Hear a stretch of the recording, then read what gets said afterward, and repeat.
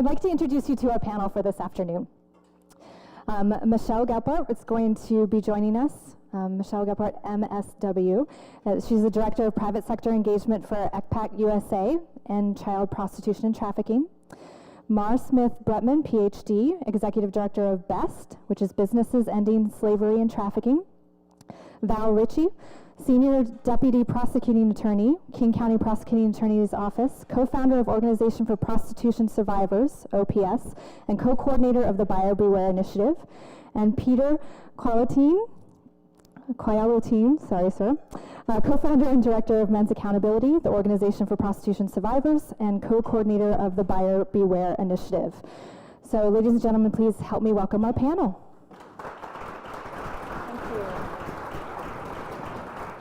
Thank you so much.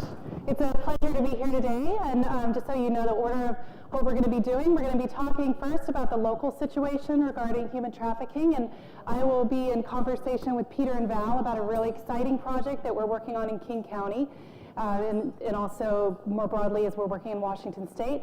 And then we're going to have some Q&A after that, and then we're going to hand the program over to Michelle from ECPAT, and she's going to talk about ECPAT's work specifically in the tourism industry. And then we're going to have more Q&A after that. So I hope you will have your questions ready, and I'm going to start with the first question. So Val, I have a question for you. Can you just tell us about sex trafficking, explain the issue, and just help us understand how it works? Sure. Thank you, Mar, and thank you to MPI for having us today. This is a really great opportunity to talk to a group of professionals who, whether you know it or not, your work intersects with trafficking probably on a daily basis. So when you're trying to figure out how to solve a problem, one of the first things to do is to understand that problem. And the basic ecosystem of sex trafficking in our community and around the country and around the world is that there's really three parties to the commercial sex ecosystem, if you will. There's the person who is being prostituted. There's the person who represents the selling side of this, the provider of the sexual services in response to money. There's the pimp who represents the distribution of that service, and there's the buyer who represents the demand side of that.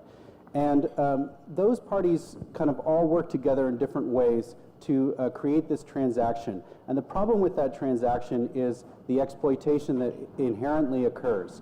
For a long time, I was under the impression that there was this pretty woman type of view towards selling sex, that prostitution consisted of this person who was the happy hooker, and there was really no harm, no foul, or between consenting adults. But what we started to learn over the last few years, when we started talking to detectives who were working directly with these people on the street, is that in fact, those people who were in prostitution were typically had entered as children between the ages of 12 and 14, that they were either working for a pimp or being exploited by a pimp, or they were engaged in this out of survival. They had no other options. They were runaways from home. They had no family. They had no services. And instead of asking the police to go out and arrest them, because under the theory that if you keep arresting them, they'll stop doing that, we started realizing that we were arresting and prosecuting people who were, by any standard, victims. And we started to think about, well, why is that the approach that we've been taking? We should really reevaluate that based on what we understand these folks to be going through. And I was talking with some people from red light trafficking out in the lobby earlier, and they were telling me about their experience of thinking, oh, well, sex trafficking is something that happens internationally. Sex trafficking doesn't involve my community. And that was a similar experience to what we had, and then we started looking. And what we found is that, in fact, the international effect, the effect in our community of international trafficking is quite small compared to the exploitation of kids and adults right here in our own area, our own city, our own county. There are 300 to 500 children being exploited right now for sex in our community. There are thousands of adults. And what we did is we started going online to try to see what the scope of this was, and we found 130 websites where you can buy sex right now in King County. 130 websites. Where within a half an hour, by the end of this program, I could order 2, 3, 4, 5 girls or young women to come to this hotel to meet me. By the end of this program. That's how real this problem is in our community. And so we started looking online at those 130 websites and finding that there were thousands of responses from buyers trying to buy sex. When we post a fake ad online to try to do a sting, it's not unusual to have 250 responses from people trying to buy sex in 2 hours. Wow. You can start to count those responses coming through the email traffic and watching them appear on your screen, and these are all guys looking to buy sex right now. So what do we do about that problem? That problem exceeds our scope to arrest. We cannot arrest our way out of it. We have to think of a different response. And that's some of what we're going to be talking about today. Great. So, Peter, you've been working in this field for many, many years, 25 or so years now. Can you help us understand the situation of the victims of this crime? What is the experience of harm to the victims, and what is the harm in sex buying? Well, I think one of the biggest problems with being able to see the harm is being able to see the harm. That part of the problem of dealing with the issue of sex trafficking and prostitution is the invisibility of it. And this, like you said, Mara, I've been working on this issue for 25 years, and I didn't start out working on issues of sex trafficking. I started out working on issues of domestic violence and sexual assault. I grew up in a domestic violence household and had a really firm commitment pretty early on that I wanted to see what men could do to stop domestic violence, since it was primarily men's violence against women. And so I got involved with a local rape crisis center and domestic violence shelter in Portland, and was doing work training men to go into middle schools and high schools to talk to young men about preventing sexual assault, about preventing dating violence, about preventing sexual harassment. And if you would have asked me at that time about prostitution, I would have looked at you and said, what are you talking about? What does that have to do with anything? Prostitution's a victimless crime. Prostitution's something somebody freely chooses to do. And who am I as a man to ever tell anybody, especially a woman, what she should or shouldn't do with her body? And that was about all I ever thought about it. But through the course of my work on domestic violence, I came across this remarkable organization in Portland, Oregon in the 90s called the Council for Prostitution Alternatives. And I started meeting women that had been in the life, and I started to hear their stories. Now, these were adult women, but what I learned was that most of them entered into the commercial sex industry as teenagers. Most of them had experienced physical abuse, emotional abuse, sexual abuse, neglect in the home, and run away from home or spent a great deal of time away from home in order to escape that abuse, where they were preyed upon by pimps who used physical, emotional, sexual abuse to gain power and maintain control over these young women in a system that I was starting to see was really a lot like domestic violence. During their time that they spent in the life, they experienced sexual assaults, physical assaults, kidnapping, torture, mutilation experienced because of that torture, murder rates that were 40 times that for women who weren't in prostitution, suicide rates that were just off the charts. And there was really no way that I could look at it anymore as a victimless crime. I started to recognize that, in fact, this was a system of men's violence against women and children and sometimes other men. And that far from being a victimless crime, that it was inseparable from those other forms of abuse. And I really started to wonder at how that was so invisible to me, at how that is so invisible to most of us, to those in that slide that we were looking at that had the triangle on there. There was another group, and that was the bystanders, right? You have the prostituted person, you have the buyers of commercial sex, you have the pimps and traffickers, but then there's the rest of us too. And I think one of the remarkable things about understanding prostitution is that it's not just a problem for individuals, that this is a harmful practice that individuals experience, but it doesn't start from those individuals who are being harmed, it starts with the buyers. I've worked running programs for convicted sex buyers for 20 plus years now. And I can tell you that these aren't self-actualized, self-aware, well-adjusted, emotionally mature men. They fall on a continuum. They're not a homogeneous group either. They fall on a continuum from dangerous sexual predator to really sad person who has an inability to connect with others. The harm of prostitution is his harm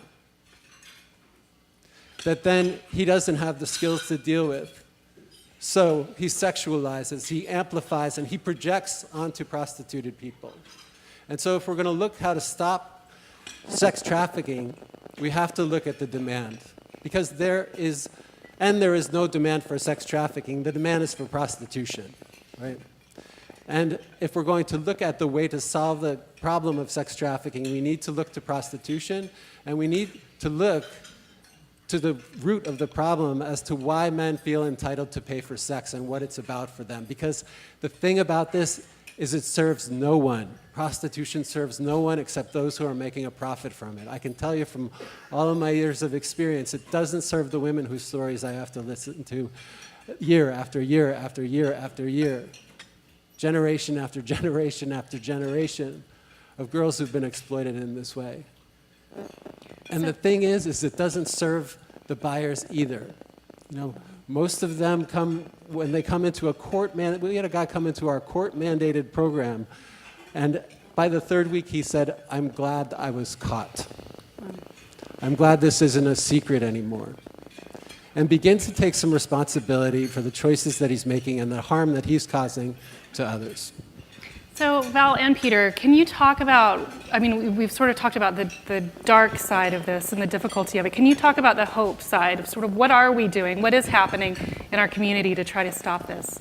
Well, as Peter said, the traditional approach was to arrest the women and children involved in prostitution and to neglect the demand side. And what we're doing is focusing on the demand side. And so it's a very simple concept. I'm sure everybody in this room can understand the economics of this. Sex trafficking is about making money. It's about making money for pimps. And if you do not have buyers, you do not have business. It is that simple. If there was no demand, there would be no commercial sexual exploitation. It's just that simple. And so what we're trying to do is address the demand side to try to resolve that. We've created this coalition of groups called Buyer Beware, which is focused on addressing the demand, and it involves the King County Prosecutor's Office, it involves the Organization for Prostitution Survivors, it involves Businesses Ending Slavery and Trafficking, and Seattle Against Slavery. And we have put together a group of these organizations to try to address the demand. And what we're doing is starting at the very youngest age with high school classes, working with young students to talk about empathy and respect and how to engage in relationships with others. Because somebody doesn't wake up one day and just buy sex. It's the result of a series of events that have happened in their life. So if we can talk to them as high school students about those relationships early on, we can start to engage with them. And then we're starting a program to engage university students on the same thing. One of the reasons for that is because we've learned from survivors that some of the biggest clients that they had when they were in the life were college students, fraternities, et cetera, on college campuses. And so we need to talk with those guys about how it is that you engage with other people and what's a good way to go through your life. We're also engaging them in social media. The age that men start buying sex is typically 21. So we're doing social media to engage those guys between the age of 18 and 24 and talk with them about, here's the reality of prostitution, here's the reality of sex trafficking. Let's try to think of a different way to approach this problem. We're also engaging businesses, and we're going to talk a little bit more about this in a few minutes, but we're engaging them because buyers work for businesses. They're employers. And it can't just be the prosecutor's office pounding on the table saying this is a horrible thing. Buyers should be hearing that from their employers. They should be hearing it from their wives and their sisters. They should be hearing it from their friends and their community, not just from the criminal justice system. And so we want to work with businesses to engage them on that front. Then for those guys who are actually going online to try to buy sex, A lot of purchasing of sex is done on the internet. And what you do is you go on and you find a website or you enter a term in there that you want to try to contact somebody and buy sex. Well, we're posting advertisements so that when you type in terms to try to find sex, an advertisement will pop up that says, hey, are you sure you really want to do this? Did you know the punishments for buying sex are X, Y, and Z? And I can tell you that somebody seeing that ad at that moment in time when they're trying to buy sex, it's a big buzzkill to that process.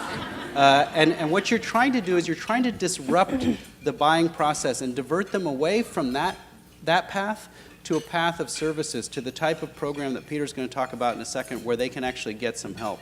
And then for those guys who keep going, we're out there. The police are out there conducting stings to try to catch those guys who actually go through with it. And when they get caught, they are not only convicted, but then they're sent to a program to try to reduce recidivism, reduce the likelihood that they will engage in this again.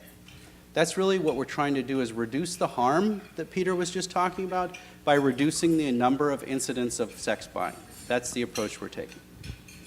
Okay, and Peter, would you mind, we just have a few minutes, so in 2 or 3 minutes, could you just talk about the program that you have started? Yes, the program is called Stopping Sexual Exploitation, a program for men, and it's open to men who are referred by the courts from municipalities throughout King County, as well as King County Superior Court, but it's also open to men who are self-referred. Part of what Val didn't tell you about that program with online advertisements was that when they got that advertisement and clicked on it and went to the landing page, they were given several options. They were given options to learn about the consequences, the criminal consequences of their action. They were given options to click on information about the harm, but they were also given an option of clicking on an alternatives page if they wanted to get help, if they wanted to talk to somebody who's been through this before. And these men who were diverted to this site from the place that they were looking to purchase sex, guess where most of them clicked to? The alternatives. So I think that says a lot, and we're actually seeing men who are getting referred to us without being arrested. There was a gentleman who showed up to a Seattle Police Department sting not too long ago, and he smelled something was wrong, and so he left before he knocked on the hotel room door. But a detective caught up with him and had a conversation with him, and asked him if he wanted the referral, and so gave him a card for our organization, and I just had coffee with him. He's going to be in our next program.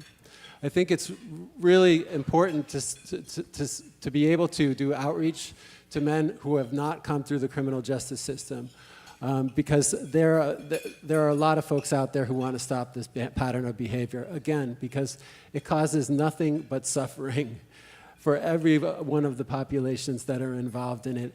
But one thing additionally is that we can't just look to the sex buyers as a way that we're going to make change.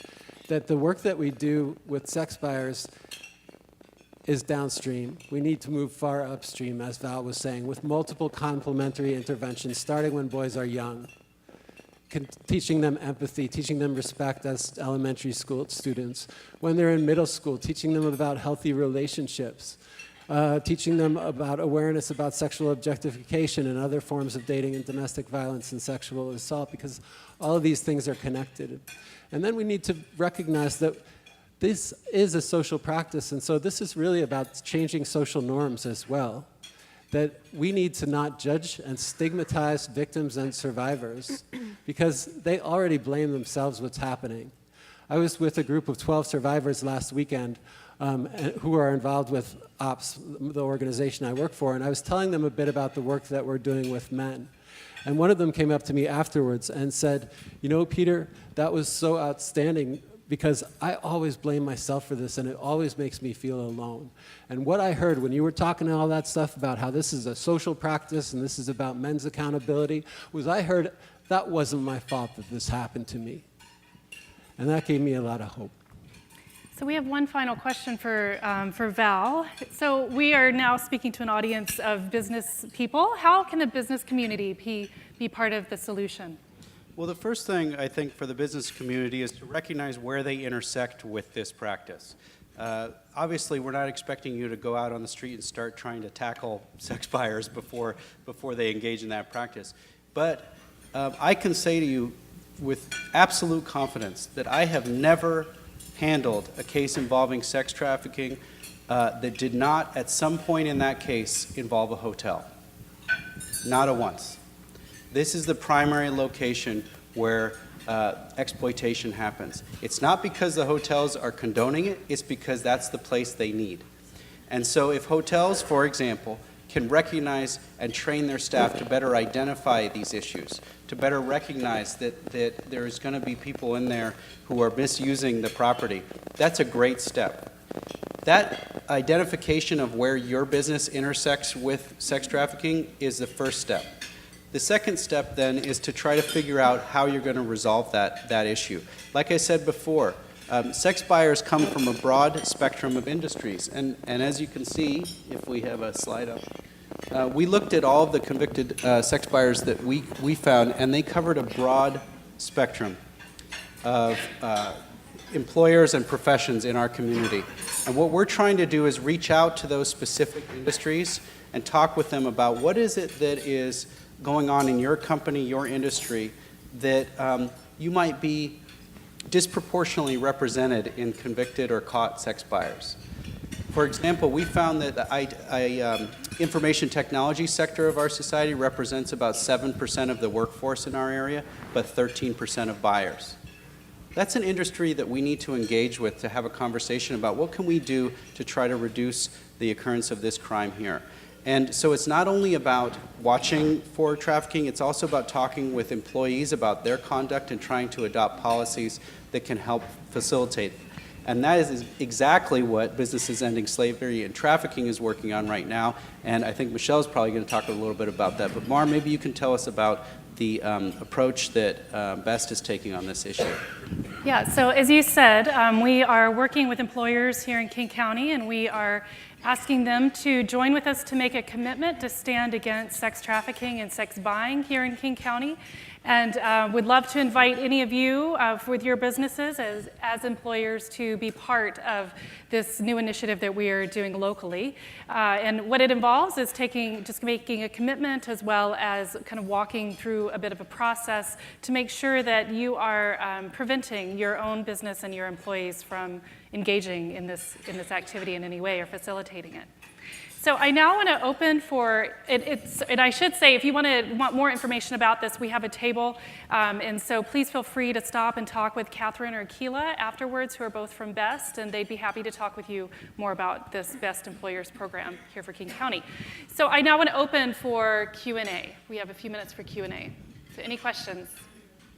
Yes, there's a question right here.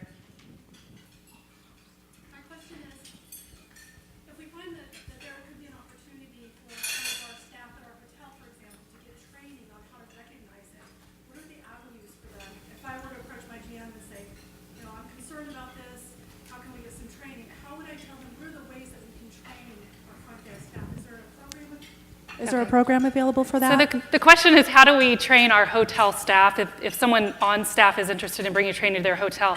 So Businesses Ending Slavery and Trafficking started working with the Washington Lodging Association in 2012, developed a training program for managers. So where we brought together managers throughout King County. We actually worked with Val's office to create best practices for how to address this issue locally. And we then did a training. And I was hoping for 70 people at that training. It was a closed training only for hotels and law enforcement and service providers. We had over 100. So, oh my gosh, our hotel industry is just amazing in our area for our first training to be that successful. So we've continued to expand that program. Now we're in 6 counties in Washington State, and we do have an on-site program where we can come and give a short training to your hotel. So I'd be happy to connect with you. You can contact, if you don't get to talk to me, contact Keela or Catherine, and they can give you my info. Yeah, but we'd love to get training out into your hotel. We've got it ready for you, and Keela's the one who's managing that program, so thank you. And we have looking at the conference's app questions. It's Voice of God back here. Okay, number 1 question ranked, how can human trafficking affect my meetings? Can you say that again? How can human trafficking affect my meetings? How can human trafficking affect your meeting? So if you are having a conference, for example, how can that have an impact on the meeting? Is that the question? Yes. Okay. Peter or Val, go ahead. Well, so anytime that there's convening of people, there are going to be sexual transactions that happen. It's been documented that commercial sex spikes around large sporting events like the U.S. Open or the Super Bowl, and the same is true for business trips. A lot of times there will be businesses that will have interstate travel, and people will convene, and when that happens and people are away from their home, they may start to try to arrange transactions. But that's not to suggest that it's not happening right here in our community on an everyday basis. It is. And so I think the question is, how can you figure out a way to convey to your meeting attendees or to your own employees that this practice is not okay, that it's not acceptable?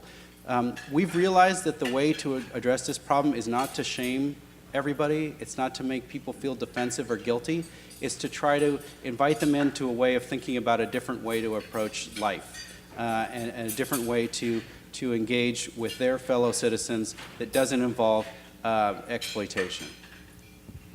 Yeah, and I think that I'm sure Michelle is going to be touching on some other practical things that you can do in a meeting context.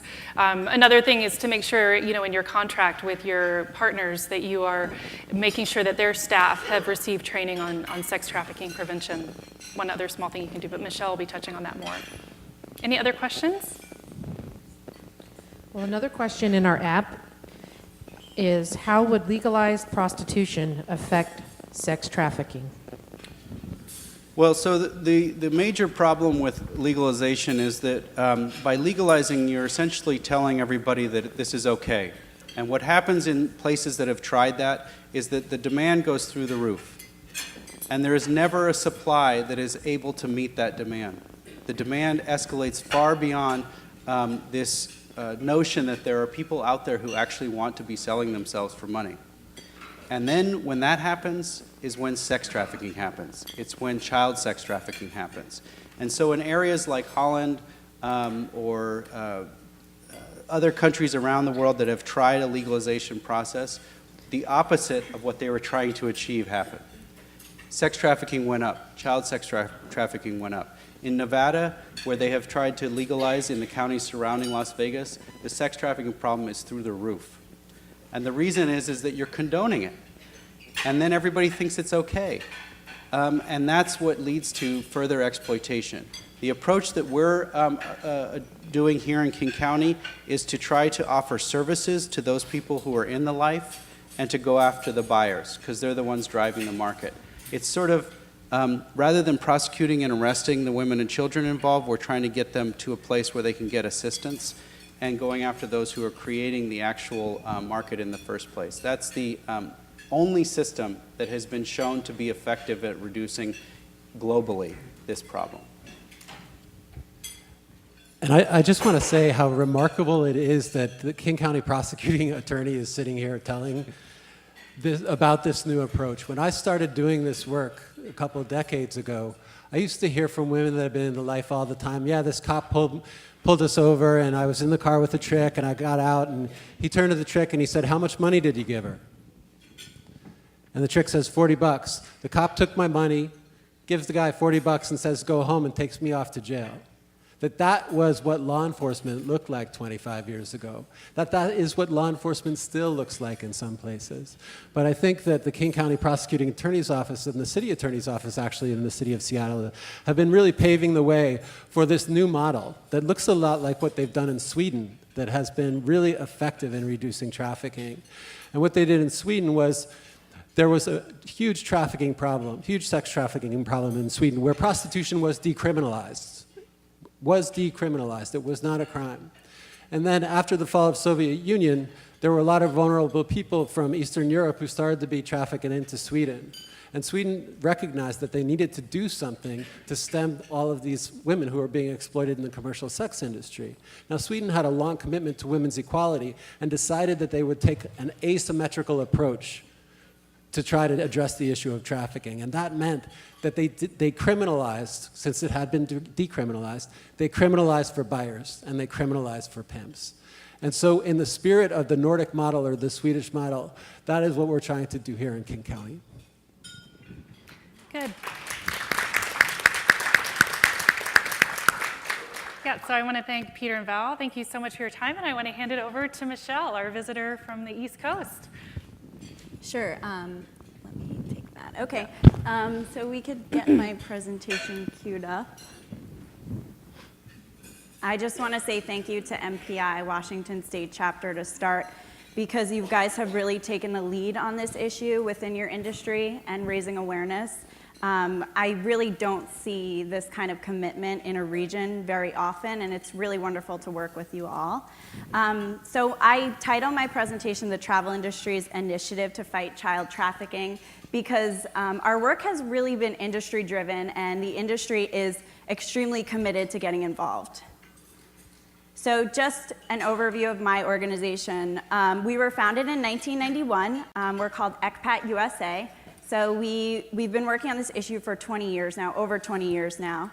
And we work to fight child slavery at the source. So we go upstream. We try to work on policy issues so that people aren't criminalized for this problem, that they're seen as victims and offered services. And we also work with businesses to put in place formal policies and programs to address the issue. We also work in schools to try to stop children from being at risk and to teach kids about the issue.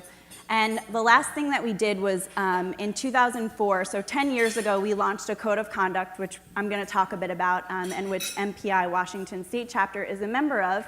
And so we've been working with the industry for 10 years now. So just really quickly, and I know we said the word human trafficking a whole bunch of times, but there's actually a federal definition that makes this word what it means and what we're talking about today.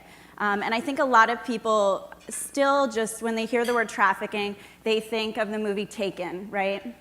That's originally what I thought, probably a lot of people thought, or a movie that they saw where someone was kidnapped or they're forced into slavery for some reason. But in fact, our federal definition does something which sort of changes what this word means. And I highlight in bold the word or in the definition, because a person doesn't actually have to be transported anywhere or kidnapped to be a victim of trafficking. They could also be recruited or harbored or obtained. So in fact, someone could walk in this room today, not a victim of trafficking, become recruited into the life and leave a victim of trafficking. It's not because they walked in the door, it's because of this exploitative act that happened to them in the room, that recruitment. So when we stop kind of pairing the word trafficking with movement, we'll really be able to understand what we can do. And so what the federal definition also does, which was interesting for our work in the United States, was it said that a person who's under the age of 18 and engages in a commercial sex act is automatically a victim of trafficking.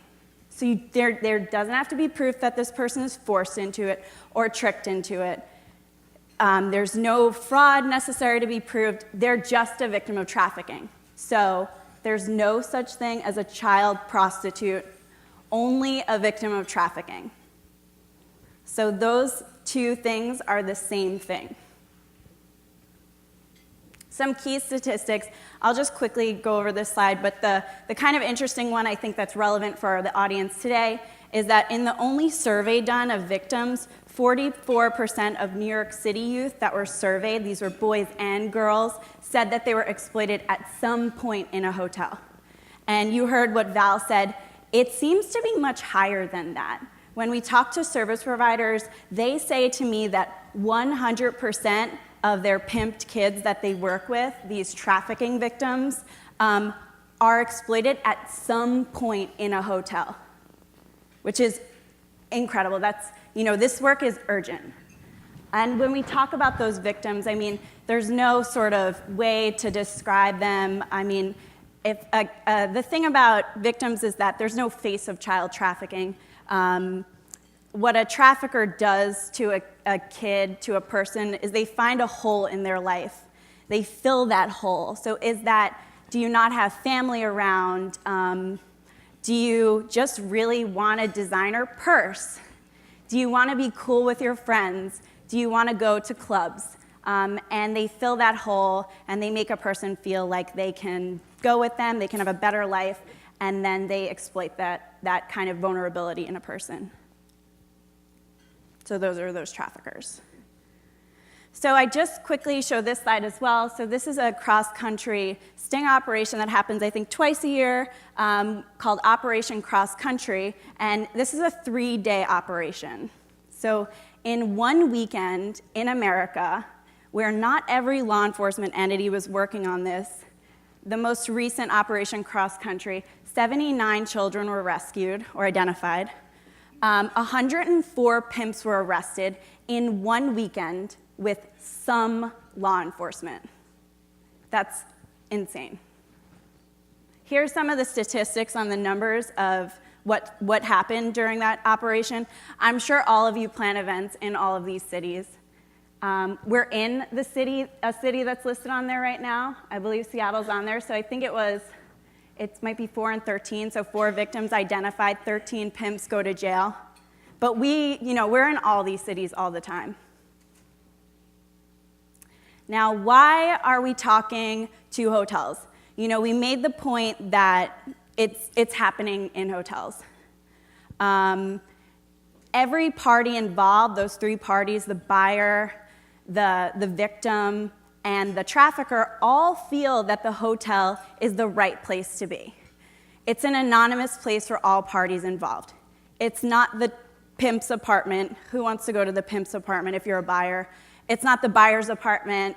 They don't want to engage in that transaction in their own home, and neither does the victim. So it feels safer to be in this anonymous desk place and to have this act occur there. They feel that these hotels are anonymous and risk-free. So until they aren't anonymous and risk-free anymore, it will continue to happen at hotels. And I don't mean just the hotels by the airport or just a low-budget hotel. I mean every or any hotel. So hotels became a major tenet in our work in the past, I would say, 5 years. So when I started working at my organization, we had tons of, what I'm going to show here, these are indictments of pimps. There's a ton of these. I picked a few of them to put on a slide to make it look like there's a lot, but there's so many more. In all of these indictments, the victims of trafficking were exploited in hotels. And I didn't say in a hotel. They were exploited in hotels in America, and they're all in these federal court documents. So when my boss gave me these to sort of say, which hotels are the bad hotels? I said, we can't say because they're all in here. This is urgent, I said to my boss. It's not that we should be working here, or it would be great to work at hotels because they have great food during speaking sessions. I said it's necessary. And we expanded our work in an incredible level by showing how important and how necessary it is. There's another one. I mean, there's so many of these. So we put together a 20-minute documentary to teach law enforcement offices that they need to stop arresting victims a couple of years ago, and to teach prosecutors kind of the ways that they could build a case. So in this documentary, we followed the life of a survivor. Her name is Katrina Owens out of Atlanta, Georgia, a city in America. She was trafficked along the East Coast, and she tells her story. She got out of life eventually, not because she was identified in a hotel, but because she was arrested a number of times, finally, said to the law enforcement person, I need help. And in the outtakes of this documentary, she talked to my boss on a one-on-one conversation in a car, and she drives down a hotel street in Atlanta, ones that exist in every city in America, and pointed to every hotel, and this is what she said. So you can roll the clip right now. Some of the top hotels, and they look at you and they know it's kind of like when your eyes meet, that something may not be right, but should you say something? Should you not say anything? Or should I just turn my head? And quite often they turn their head, and kind of take the approach of, I'm just going to mind my business. So, I mean, we talked earlier about this. These are the kind of bystanders of this who are almost commonly crossing the paths of victims of trafficking, not knowing, not knowing what's really going on, but knowing something wasn't quite right. So that's what we don't want to happen anymore. So what Washington State Chapter of MPI has done, and many companies have done, is they've joined the Tourism Child Protection Code of Conduct. So the code, which you've probably heard about maybe a couple of times through the chapter, a bunch of times through the chapter. I know we've seen it in social media a lot. And on your tables, there's a one-pager about this. But the code is a set of 6 guidelines that travel companies can implement, and it helps them put in place a very comprehensive way to address this issue. And I'm really happy to say that Janelle McGill here today from Milligan Events has joined the code. So I just want to thank her, and maybe we could give her a round of applause. So that's exciting. That's through the chapter's awareness raising, the industry in general has been very supportive of this initiative. It's international in scope, and companies all across the United States and across the world have been getting involved in implementing those steps. So when we make the case to our companies, this is a way to do that. So yes, it's the right thing to do. It protects children, it saves lives sometimes, but it offers an out to victims of trafficking. But there's also major risk management benefits. So it can manage a hotel's reputational risk. There's another slide about this, which I'll talk a little bit more in detail about. But reputational risk is huge. It keeps a hotel's name out of a news article that might happen. Legal risk. So should someone get hurt because there's a trafficking situation, which is often involved with other crimes like drugs and sometimes guns and gang violence, it keeps that off a hotel property. And it also manages operational risk. So your employees know what to do should they see something. We're not just going to call 911. We're not going to have sirens on our hotel and then a TripAdvisor review about sirens on our hotel. It builds employee morale. So those people that might have seen Katrina are no longer left wondering what to do. And we've had so many employees tell us, yes, we're training, we're talking about the signs, and they're filling in the gaps on the signs because they've seen it, they just didn't know what to do before. There's increased revenue through partnerships. We're going to talk about the RFP and how that can build incentives for hotels.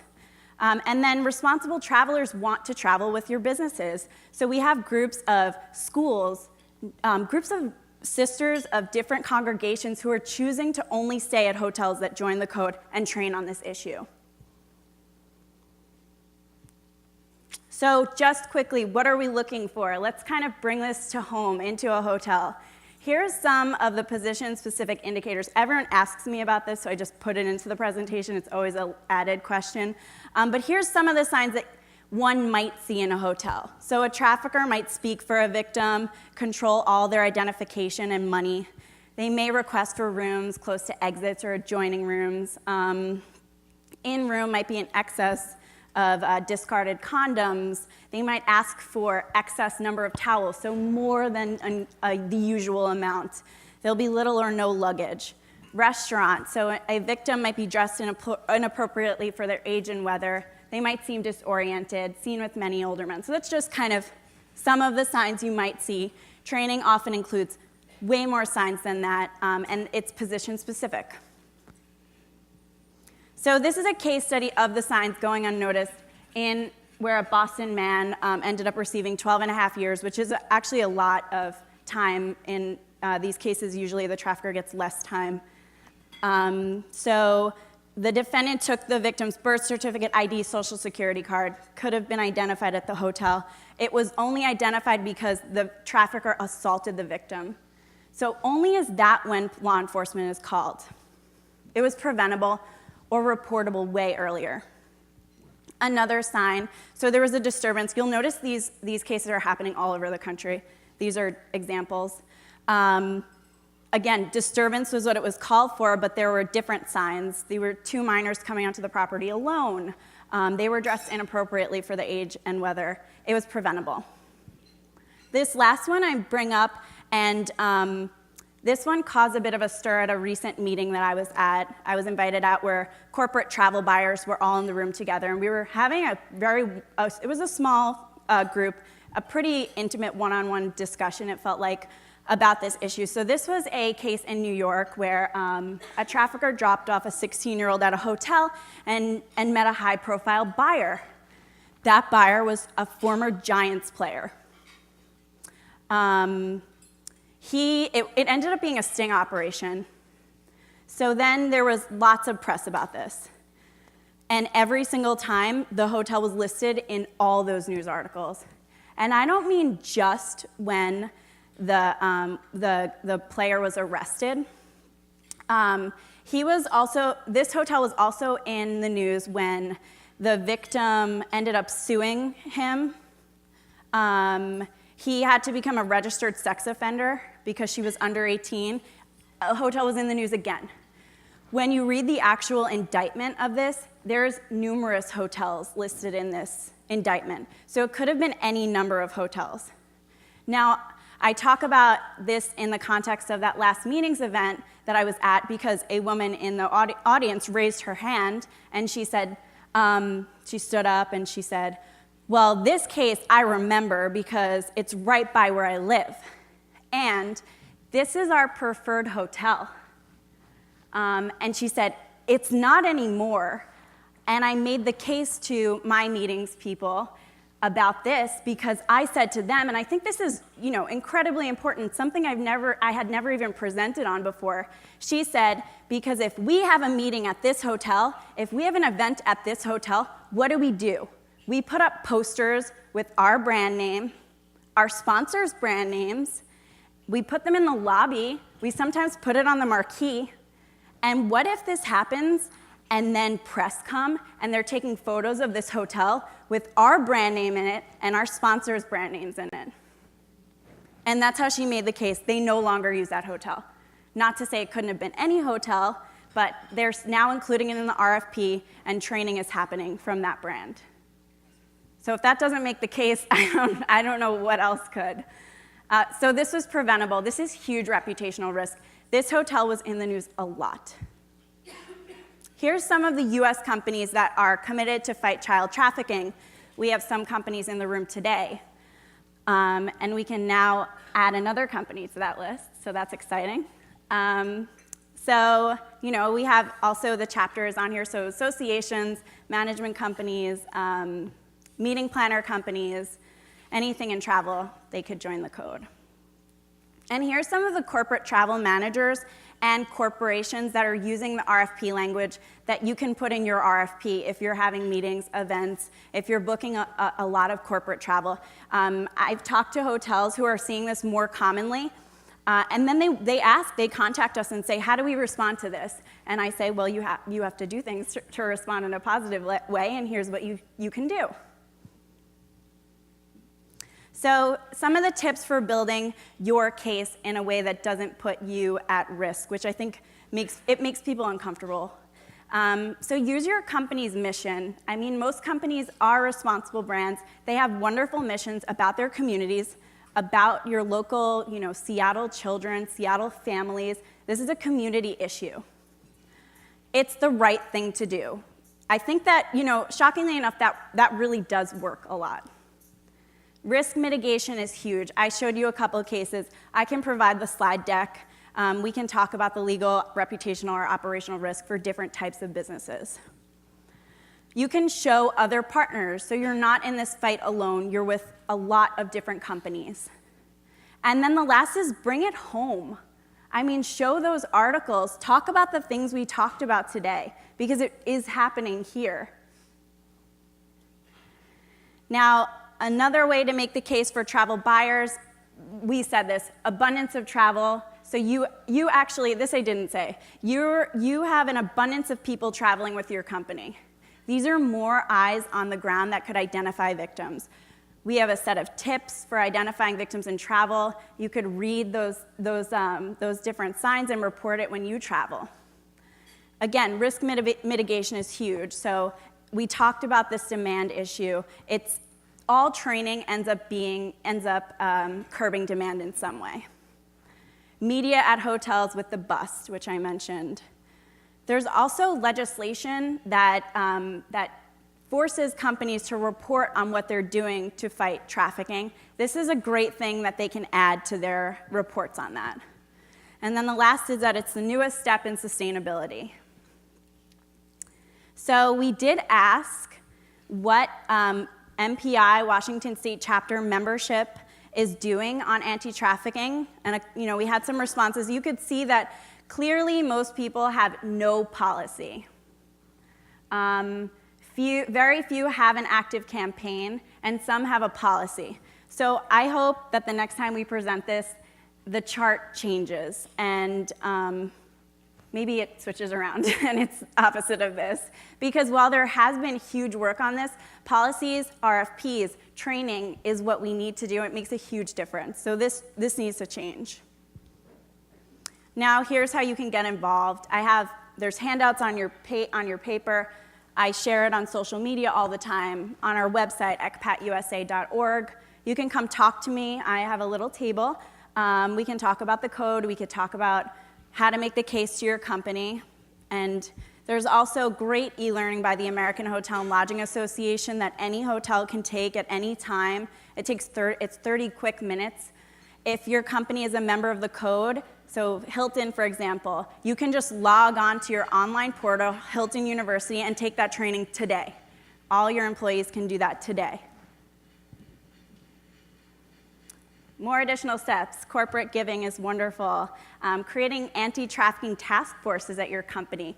Each employee has different strengths and can kind of work together to address this issue. We've had companies do that, and it's wonderful for building awareness and getting people involved. Host training for employees, so important to train.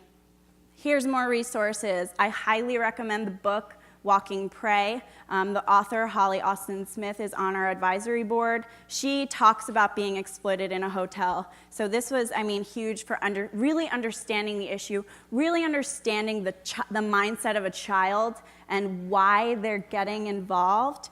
And you can contact me at any time. So I can take more questions, but that's the end of my presentation. And I think we can all take questions now, also from online. So thank you so much.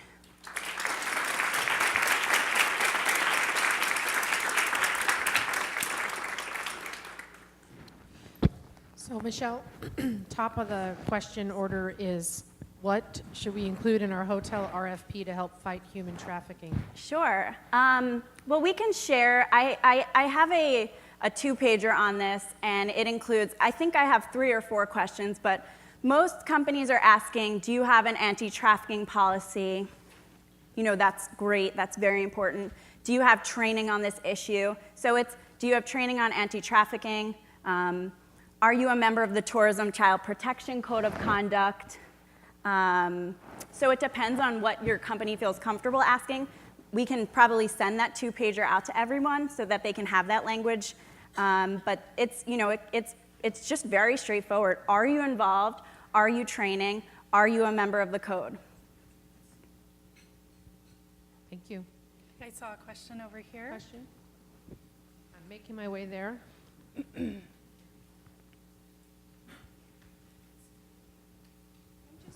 I work for a hotel, but I'm curious, do you also have these conversations with corporations?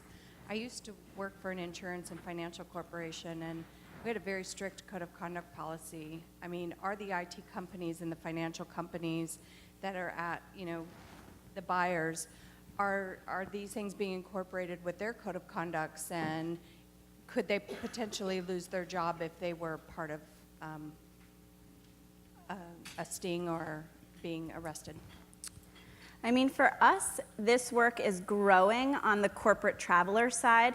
It's not so commonly included in a code of conduct.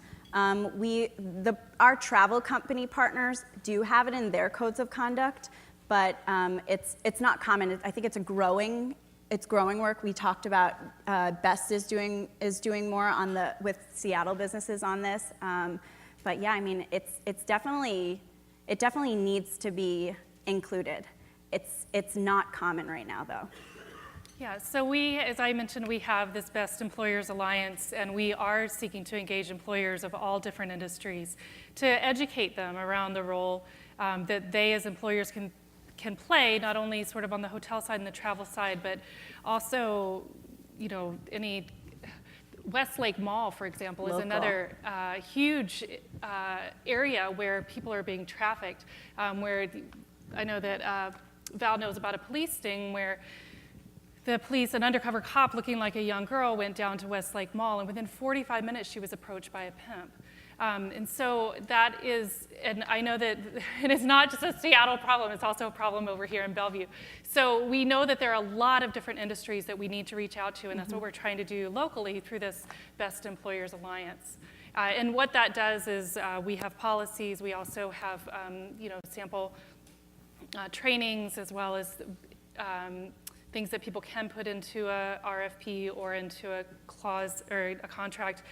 As well, we also recommend philanthropy, just like ECPAT did, as well as looking specifically at the core business and how that business can be part of the solution. So for example, what we didn't talk a whole lot about was that Bing's role in working with the King County Prosecuting Attorney's Office in this online ad campaign. So Microsoft played a very strong role in helping us to get this ad campaign going. And that's how they can do something within their core business to be able to actually prevent the crime. So we'd love to talk to any business that's interested. And I think it's really fantastic the role Best has taken in taking leadership in organizing businesses, and we're so proud to be partnering with them. I think part of the strength of the Buyer Beware project is the coordinated community response that it's creating, where it's not just law enforcement, it's not just service providers, it's not just people working for social change, but businesses are stepping up to take responsibility as well. Because the way that we're going to move the needle on this issue is really by changing these norms. And these norms are going to change through all of these methods we're talking about. When we have it criminalized for the purchase of sex, what that's saying to men is that this is not okay. When we have it in a policy, in a business, what it's saying is that this is not okay. When we're having conversations with our friends, what we're doing is we're changing those social norms and we're making the environment inhospitable to trafficking. Are we Other ready questions? for another question here from the Conferences IO app? And I encourage you all to please log in and pose a question if you'd like. What I have here is how do I convince my leadership to sign the code? I would say that, you know, I think the first kind of barrier that a lot of people come across is just general lack of knowledge about this issue and that it's happening here, and that their businesses can get involved. So I would say first, just getting awareness out there and just, you know, building that case. We have the slide on it. I can send that slide over to people or have a conversation about how you make the case. But I think really just looking back at that slide, it gives a lot of information on, you could do a quick presentation. One slide is one reason, the second reason, the third reason. But I think, you know, every company has a different culture, and knowing your culture and using that culture to get this issue addressed is usually the best way to do it. I think those points that Michelle made in that slide are wonderful. What I found in working with businesses is, one, they're human, right? So yeah. I often hear, I have a 14-year-old daughter. This will never happen on my watch in a hotel. I cannot let this happen. And so there's both that human side, but then there are also business people. And so they've got to run a business. And so they do need that business case. And I think the risk mitigation factor is the biggest factor that I found successful in working with businesses about how they can avoid risk. We didn't mention the risks around sex buying, but just a couple of those. So we did a very preliminary study, two very preliminary studies, and found in our area the top time of day that it looks like that people are online soliciting sex is 2 p.m. Lunch. Right? So that shows you that they're doing it during the workday, which is a workday productivity issue. It's a worker productivity issue. A second thing that we found out from interviewing survivors of prostitution is that 3 out of 4 survivors visited buyers on their company properties. huge risk, right? No company wants this happening on their property. And we also are finding that people are actually using, I think about a third or a little more than a third are actually soliciting through desktops, computers, which means that they may be using their desktop to go online and find a child. So these are all risks for businesses, and I think you can make that human case as well as the risk mitigation case. Yeah, and I mean, we all read the news, and the stories that get the headlines are the juicy ones, and this, I mean, that would be incredibly juicy. So it's not like these kinds of stories don't have media teeth. They really do. The Giants player was in the news all the time. It was so high profile. There was press conferences in all over New York about it. So, I mean, the reputational risk can be huge. You may recall that graph that showed the different sectors of the business community where we have caught virus from. There is no sector of the business community that is immune to this. Mm-hmm. There just is none. So I think when we're talking about the case for businesses, the first thing to do is to say the reality is this is happening everywhere. Mm-hmm. The second reality is that it's very likely that based on the size of your employee, of your company, somebody is engaging in this practice. And it's quite possible they're doing it in the middle of the day while they're at work. When you start to describe it like that, it becomes very hard to say, I don't want to participate, or this doesn't impact us. Right. And so I think that's the first thing, is really setting up the context for what you're talking about. And what you're talking about is this very likely impacts our community, our company, and our employees, so we should probably step up and do something. Please plagiarize our information, use it. Our organizations are noted for expertise, so it's on our website for a reason. That presentation isn't private. So, I mean, these are facts. Just share them. I think, first of all, this MPI chapter should be congratulated on leading the charge.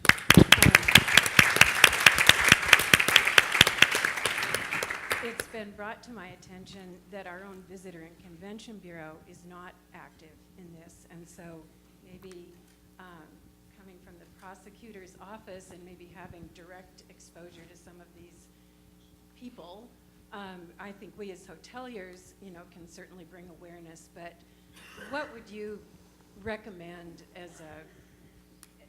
as a good way to bring more awareness to this issue to our own Visitor and Convention Bureau, because ultimately that will affect their ability to bring in conventions into our city, which Seattle is one of the top cities for trafficking. Public education is a big part of what we do, because as Peter talked about, if the community doesn't support this idea, then we're not going to get very far. We can only arrest so many people out of this. So the first step is to try to get that word out, as Michelle talked about also. And one way we do that is by presentations just like this. And we get invited to go to a lot of different types of businesses, different types of community groups, whether it's Rotary or Kiwanis or whatever, and give a presentation on what's going on. And we're happy to do that anytime. And so what we try to do is make ourselves available, and if people can extend an invitation, then we will come in and talk about this problem and how it affects each individual community group. So I think that's the first thing. The second thing is all of you. You are now educated to a small degree on this issue, and you're now ambassadors for this problem. And to talk to each of you, if each of you told 10 people this, that's 1,000 people or 2,000 people we've already connected with on this. That's a huge audience that you can reach much more quickly than Peter or I can reach on an individual basis. So those are the two things that I would suggest. Also, the Visit Seattle, the CVB, was a co-host for our last hotel training. And then every county we worked in, almost every county, the CVB has been a co-host along with the local lodging association. So there is some involvement from the CVBs, but you all know that association organizations are member-led, and so they need to hear from their members that this is something that's really important to you. And I think the more they hear that from you, that this is something we want to learn about, this is something we think the CVB should be out front on, they will do it. That's what happened with the Washington Lodging Association, is their members came and said, hey, we want to do this. So you can have a very strong role in shaping what the CVB does. We would love to have you have a strong role in shaping what the chambers do as well. The chambers of commerce have been more difficult, I found, than working with the travel industry. And so if there's a way, I think they'd be interested, but they've got to hear from their members that this is something that you value and is important to you. We have a question here. So I have two questions. Question number one is, as an individual traveler, when I'm in a hotel, what should I do? So that's question number one. Number two, can a hotel block their internet to limit access to particular sites? Yeah. Well, first, we have a page on our website for the 5 tips for a traveler, which includes just general awareness, knowing the signs before you travel. We have a printout that you can print out to know the signs. And I think they may have a handout as well. Yeah, I think, yes, there's a handout as well on those signs, and you can report it to the front desk. I would say that that's where you should kind of stop, because your safety is an issue in this as well. So reporting it to the front desk, reporting what you see, the name, the room number, did you hear any names said, you know, what suspicious signs did you see on your own? So they can flag that room and keep an eye. I mean, we all know every single hotel has a security protocol. It might not include this issue yet, but there's at least some security protocol. You know, you could talk to them about the issue when you go in there. There's also apps that you can download to report things. So that's what I would say for that. And then the second question was about Internet. Oh yes, I mean, there's some major hotel chains that have blocked certain sites, and there's been management companies that block certain sites, those websites, the most commonly used websites for purchasing commercial sex, they have been blocked. So a hotel can do that. I think that you can contact your technology people, and they could easily do that. So some brands require it, and I know that management companies are also doing that. So that's common, though there's always a different site. So training, so important. The interesting thing about your suggestion, though, I think, is that the obvious response is, well, then everybody's just going to use their phone, because they can do that. They could do it on their phone. But it doesn't matter so much that you're actually trying to block transactions. It's also really important that you're sending a particular message to all of your clientele, that this is our policy, this is our value as an industry or an organization, and we're not going to accept it. And so as part of that, it's very symbolic that you're trying to prevent this from happening, even if you can't block every possible way that somebody's going to make a transaction. Some of the research has shown that there's about 15% of men in the country who have bought sex. That's a disturbing number, but a really positive number is that 85% don't. Right. And we need to focus on the fact that there's going to be a lot of customers coming to hotels who are families, who are maybe travelers who don't engage in that conduct, and they could be very supportive of your steps to try to do that. And that can build goodwill. And that is a really important way to approach this problem, not just how can I shut down every possible way that somebody's going to circumvent my policy, but also how can I send the message to all of my law-abiding customers that this is where our policy is and this is where our values are, and that's really important to convey as well. Actually, it's not a question, it's a comment. I wanted to thank you all so much for the information that you presented, because you walk in here thinking you know a lot about this. I didn't. And I'm motivated because I had brought 2 people from World Concern and Krista who are doing a 5K fundraising walk or run. I'll be walking. And I just decided I'm going to sign up for it and wanted to invite any of the MPI members to join my team, because it's May 9th and starting with awareness right now. Let's do it. Let's get the funds, the funds raised, but also the awareness out there. So Kristen has gotten a team going. If you want to meet with me in the back after the meeting, happy to give you more information. 5K, that's great. I'm actually about to ride 40 miles to support ECPAT. So I definitely understand. That's going to be in May. I'm nervous, but. Okay, from our Conferences IO app, we have a question. As a private citizen, what is the biggest contribution I can do to make a difference? As a professional, what can I do?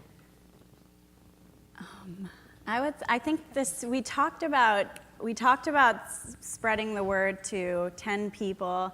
I think everyone can do that. That's really easy. I think traveling with companies that you know are supportive of this issue. A lot of people travel. You can do that. There's enough companies out there that are involved that you can support companies that are. And then as a professional, I mean, we talked about a lot of things.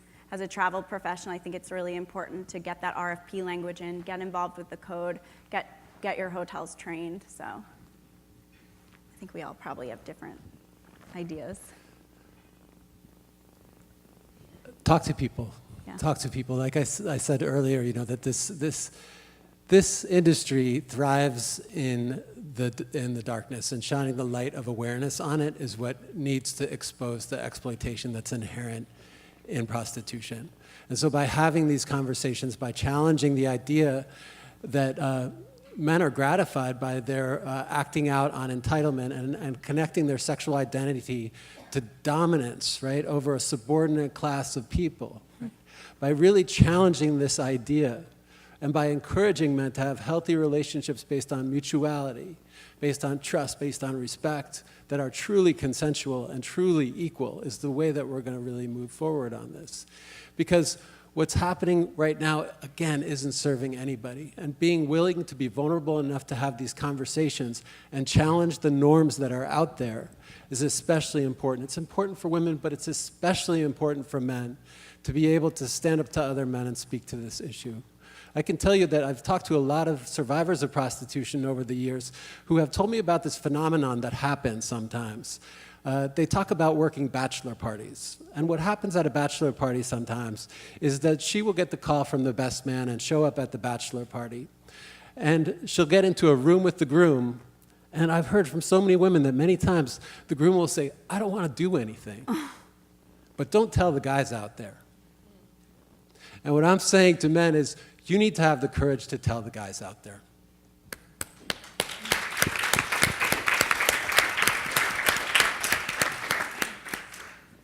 Another question is, what is the recommended process to follow when you encounter a victim? Maybe Val, do you want to answer that? Don't try to solve the problem on your own. Yeah. I think the first thing to do is find some authority figure to contact.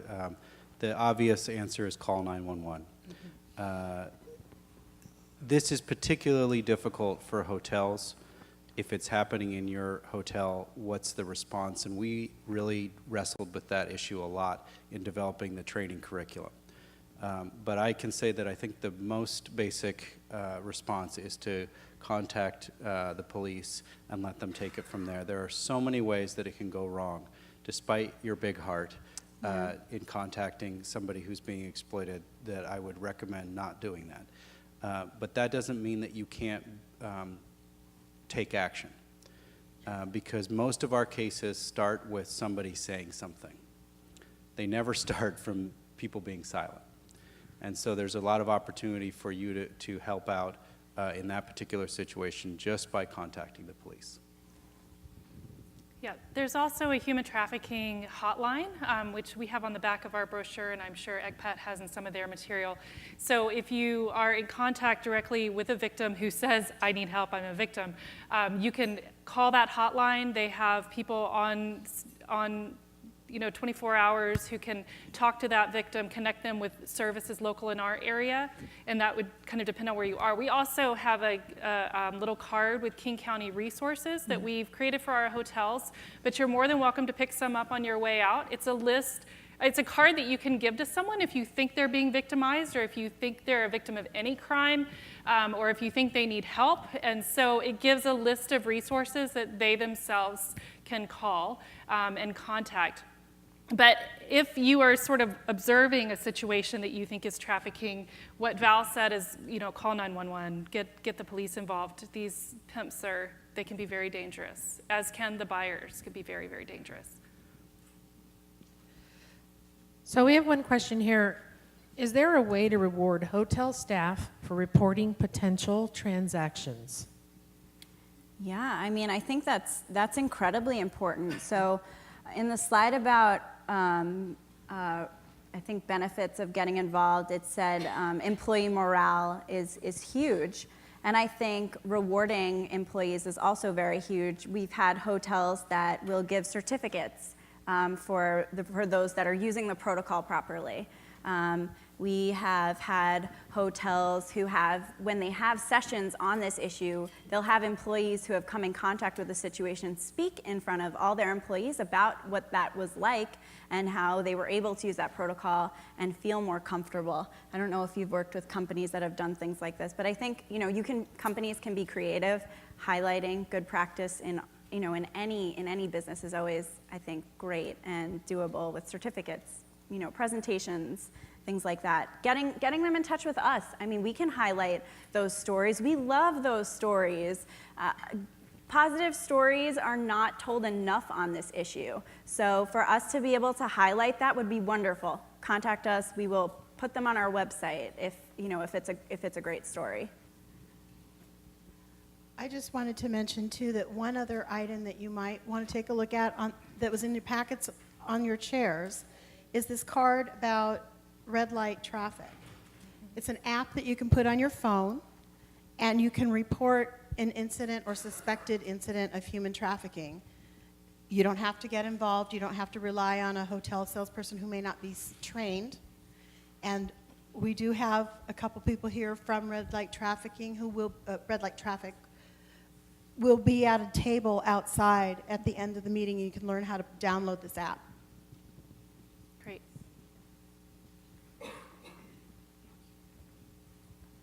Okay, I think we have one last question, then we're just about at time. Do you have an example of a circumstance of human trafficking during a conference or event, and what impact did it have on the meeting or the company? We do not, and I would say that most people don't like to tell those kinds of stories. Yes, everyone giggles, but I mean, it's not something that anyone would be very proud of. But there's a lot of news, if you look it up, about sting operations and a lot of law enforcement activity around major sporting events. So they've been highlighted by law enforcement as times when they'll increase their arrests. Should law enforcement decide to focus on one of your conferences, I'm sure that something similar would happen, which would be terrible, but no stories like that to date. What I can say is that I have had so many cases involving guys caught trying to buy sex from children that involved, that were employed by major industries in our region. And I have spent a lot of time on the phone with their legal counsel talking about what was going to happen to that person once the case got resolved. The important thing to remember there is, as I think we've heard several times, that case and your name as an organization in the news, that damage is irreparable. Yeah. And it's long-lasting. And these are Fortune 500 companies where now that person is not just a guy trying to buy sex from a child, but somebody who was caught, who is an employee at X. And that becomes then the company being brought into that. We've seen it in just time and time again where people have done it either on work hours, off work hours, but always it comes back to where do they work? And that's the nexus between what I do and how it impacts you guys. And I think as long as we kind of keep that in mind, we can start to understand the opportunity for action from all of you. Also, before we conclude, I just really wanted to thank MPI again for having us. This is really fantastic. We love the interaction, but also love your enthusiasm to trying to figure out solutions to this. So thank you very much. Yeah, thank you so much.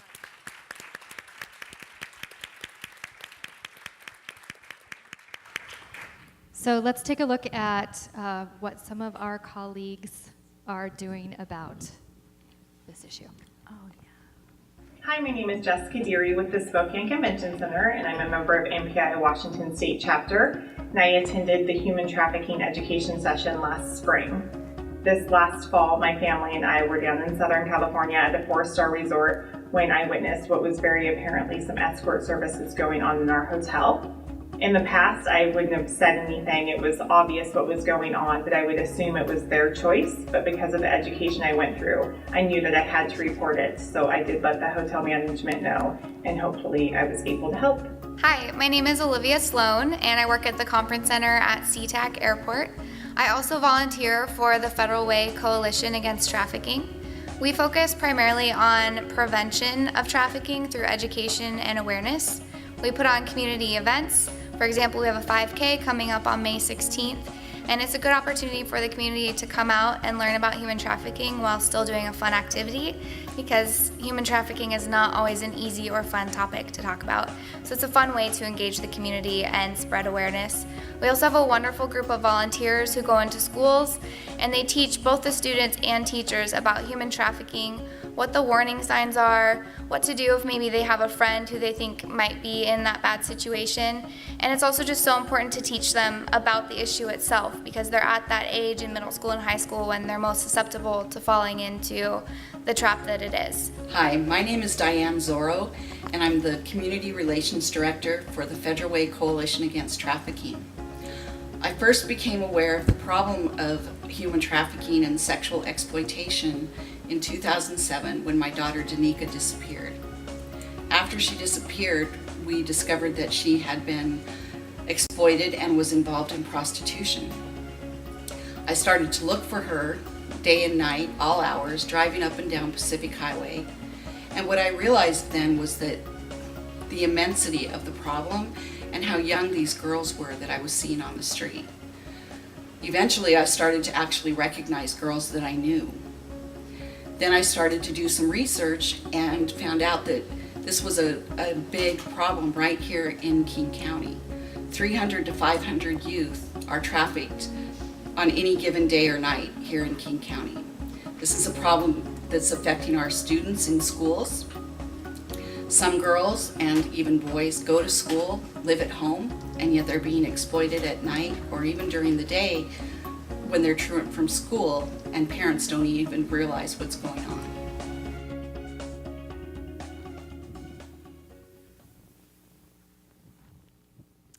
So one more time, let's give a big round of applause to our panel for joining us today. And we have certificates for all of you as well.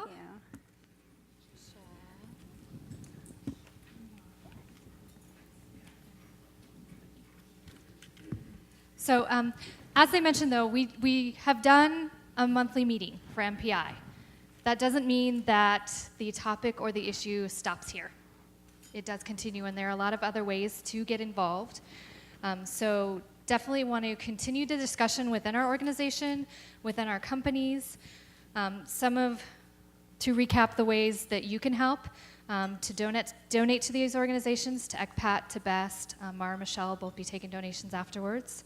Varvid does have their program where if you book through Varvid, they will donate 10% to these organizations. That offer is on your table. And then, as Leslie mentioned, downloading the Use the Red Light Traffic app, and that information is on the table as well.